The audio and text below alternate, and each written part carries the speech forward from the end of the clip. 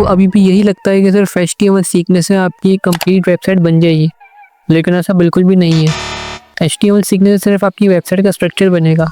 अगर आप अपनी वेबसाइट में स्टाइलिंग देना चाहते हैं, उसको प्रॉपर एक प्रोफेशनल वेबसाइट बनाना चाहते हैं, तो आपको CSS लिखना ज़रूरी है। और CSS सीखने से पहले सबसे पहला स्टेप होता है हमारा उसके सिलेक्टर्स को समझना, क्योंकि अगर आपको CSS के अंदर सिलेक्टर्स ही नहीं आते तो आप CSS का यूज़ कर ही नहीं सकते। तो हमारा आज का टॉपिक यही है कि हम CSS के सिलेक्टर्स को समझें। तो बिना किसी देरी के अपनी वीडियो को शुरू करते हैं। तो लैपटॉप की स्क्रीन पर आते के बाद सबसे पहले हम index.html में कुछ कंटेंट लिखेंगे। मैं शिफ्ट दबा के 1 दबाऊंगा, देन मैं इसमें लिख दूंगा CSS ट्यूटोरियल 1, क्योंकि हमारी इस सीरीज़ की पहली वीडियो है तो इसलिए CSS ट्यूटोरियल 1। इंशाल्लाह इसी तरह के टिप्स एंड ट्रिक्स और ऐसे टॉपिक्स जिसमें एक बिगिनर को बहुत मुश्किलात होती हैं, एक टाइम पे मैं भी एक बिगिनर ही था, इसीलिए मैं उस माइंडसेट से आपको समझाऊंगा कि आपको स्टार्टिंग से 0 टू एडवांस तक लेके जाऊँ। तो सबसे पहले मैं यहाँ पर बना लूँगा एक डिव। अच्छा, अब मैं डिव में कुछ भी लिख दूंगा, जैसे मैंने अपना नाम लिख दिया। अब मैं एक और डिव बनाऊंगा, इसमें लिख दूंगा मैं हमारे चैनल का नाम। तो आप देख सकते हैं ये मेरे HTML की फाइल में 2 डिव बन चुके हैं। अब मैं CSS के अंदर जाऊंगा और यहाँ पर मैं कुछ कंटेंट लिखूंगा।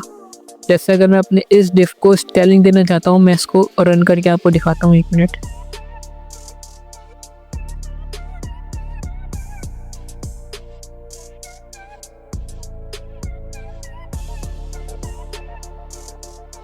तो आप देख सकते हैं काशान और डिजी रूट कितना सिंपल लिखा हुआ है। HTML का सिर्फ यही काम होता है कि यही आपकी वेबसाइट का सिर्फ स्ट्रक्चर बनाता है, बाकी जो स्टाइलिंग का काम है वो सारा CSS का होता है। तो अब मैं इसको CSS के थ्रू स्टाइलिंग देके आपको दिखाता हूँ। सबसे पहले हमारा क्या काम होगा, हम अपनी CSS की फ़ाइल को HTML से लिंक करवाएंगे। तो यहाँ पर मैं लिंक लिखता हूँ, देन अपनी CSS की फ़ाइल को लिंक करवाता हूँ। ये पिछली वीडियो में कवर हुआ है, इसलिए मैं इसमें इतनी लंबी नहीं करूँगा। ओके, देखिए सबसे पहले आप सिलेक्टर्स को समझे। हमारे पास सिलेक्टर्स होते हैं 3 तरह के। सबसे पहला सिलेक्टर होता है यूनिवर्सल सिलेक्टर, उसके बाद होता है क्लास, देन ID। CSS के अंदर टोटल ये 3 सिलेक्टर्स ही होते हैं और आज की इस वीडियो में हम वो तीनों कवर करने वाले हैं। सबसे पहले यूनिवर्सल सिलेक्टर समझते हैं कि ये होता है कैसे। यूनिवर्सल सिलेक्टर को आप जब भी यूज़ करेंगे CSS में, तो आपको सबसे पहले मल्टीप्लाई का साइन लगाना होगा, जो कि इस तरह का होता है। हम इस साइन को कहते हैं universal selector, then curly bracket और इंटर। अब मैं इसमें कलर देता हूँ ब्लैक। अब वेबसाइट पे जाके देखते हैं तो आप ये देख सकते हैं मेरी पूरी वेबसाइट का कलर ब्लैक हो गया है। यूनिवर्सल सिलेक्टर का काम यही होता है कि आपकी पूरी वेबसाइट में जितना भी आपका स्ट्रक्चर होता है ये उसको हैंडल करता है। अगर आप यूनिवर्सल सिलेक्टर में अगर आप चाहते हैं कि आप अपनी पूरी वेबसाइट में एक ही फॉन्ट को लेके चलें, तो आप हर एक जगह तो उसको चेंज नहीं करेंगे ना। तो यूनिवर्सल सिलेक्टर का यही काम होता है कि आपने एक बार उस चीज़ को चेंज करा और वो पूरी आपकी वेबसाइट पे अप्लाई होगा। यूनिवर्सल सिलेक्टर में आपने एक बार जो एक चीज़ लिख दी तो वही पूरी वेबसाइट में अप्लाई होगी। फिर से मैं यहाँ पे आप कलर लिखता हूँ, जिससे मेरा फॉन्ट का कलर चेंज होगा। अभी ये जो प्रॉपर्टी में लिख रहा हूँ बैकग्राउंड कलर और ये कलर, तो इनको भी थोड़ी देर के लिए इग्नोर मारना है। इंशाल्लाह अगली वीडियो में हम यही कवर करेंगे। मैं इसको देता हूँ वाइट और वेबसाइट में दिखाता हूँ, तो आप देख सकते हैं मेरा फॉन्ट कलर जो है वो वाइट हो गया। अब मैं जैसे यहाँ पे कुछ भी लिखूँगा, मैं एक और डिव बनाता हूँ, मैं लिखता हूँ सब्सक्राइब।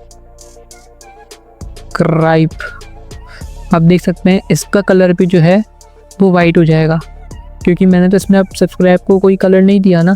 तो ये देखिए ऑटोमेटिकली यूनिवर्सल सिलेक्टर का थ्रू ही काम हो चुका है। देन इसको मैं थोड़ी देरी के लिए कमेंट करूँगा।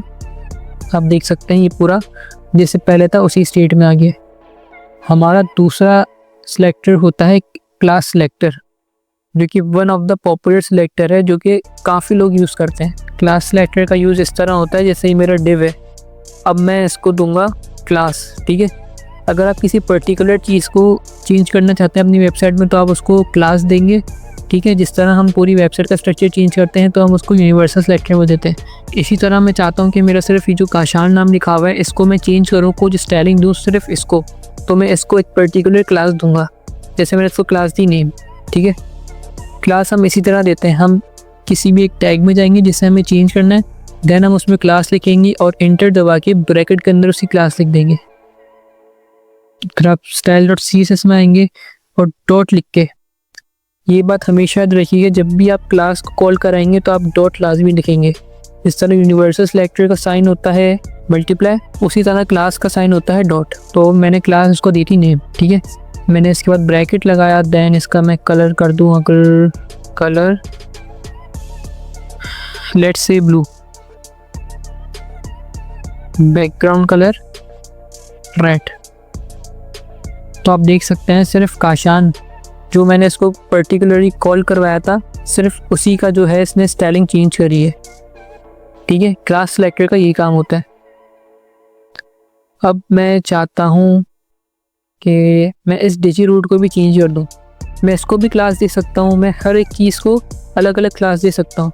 अगर मैं चाहूँ ना कि मैं एक मिनट, मैं इस डिजी रूट को भी काशान जैसी स्टाइलिंग दे दूँ, तो मैं इधर इसको पेस्ट कर दूंगा और इधर जाऊँगा तो आप देख सकते हैं इन दोनों को एक ही स्टाइलिंग मिल गई है, क्योंकि मैंने एक ही बार नेम क्लास दिया और एक ही बार इनको यहाँ पर कॉल कराकर क्लासेस दे दिए, ठीक है। क्लासेस का ये काम होता है। देखिए अब आईडी और क्लास में कोई इतना खास फ़र्क तो नहीं है, मैं आपको दिखाता हूँ। मैं चाहता हूँ इस सब्सक्राइब को मैं आईडी दूँ। जिस तरह हम क्लास को जो है वो क्लास लिखते हैं, इस तरह हम आईडी को आईडी लिखेंगे, ठीक है। क्लास और आईडी तकरीबन सेम होती है। मैं इसको लिख देता हूँ सब्सक्राइब, ठीक है। इसको यही आईडी देते हैं। देन देखिए इस तरह यूनिवर्सल सिलेक्टर को मल्टीप्लाई का साइन देते हैं, क्लास को हम डॉट से शुमार कराते हैं, जैसे यहाँ पर ये दिया हुआ है।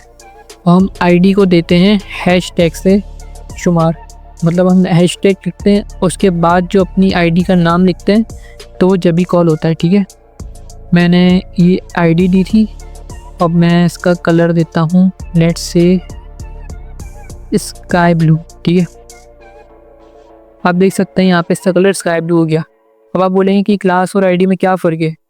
देखें क्लास जो है वो ज़्यादातर हम लगाते हैं जब हमें स्टाइलिंग जो है वो चेंज करनी हो, जैसे हम पर्टिकुलरली किसी चीज़ को चेंज करते हैं तो हम उसको क्लास देते हैं। आईडी का भी सेम वही काम होता है, लेकिन हम आईडी ज़्यादातर उस सूरत में देते हैं जब हम उसमें कुछ जावास्क्रिप्ट अप्लाई करें। फॉर एग्जांपल अगर ये मैंने आईडी दी हुई सब्सक्राइब, तो अगर मैं जावास्क्रिप्ट में इसके ऊपर क्लिक पर कुछ फंक्शन करवाना चाहता हूँ तो मैं इस आईडी को कॉल करवाऊँगा, ना कि इस क्लास को, ठीक है। अगर इसकी जगह यहाँ पे क्लास दी हुई होती तो वो जावास्क्रिप्ट के थ्रू कॉल नहीं हो पाता, इसीलिए हम आईडी का यूज़ करते हैं। बाकी अगर आप आईडी को CSS के लिए भी यूज़ करना चाहते हैं तो इसमें कोई इतना फ़र्क नहीं होगा, लेकिन अगर आप जो काम जिसका है उसी को वहीं पे यूज़ करें ना तो ज़्यादा मैनेज रहता है, ठीक है।